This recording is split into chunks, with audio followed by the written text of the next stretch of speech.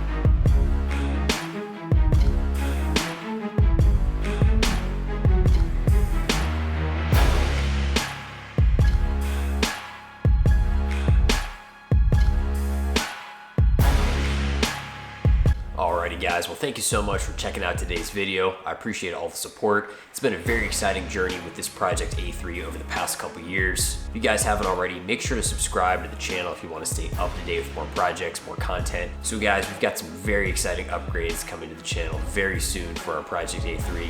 Definitely something you don't want to miss. Thank you guys as always for checking out the videos and supporting the channel. Make sure to give the video a thumbs up, subscribe for more. I will see you guys in the next one. Have a great day.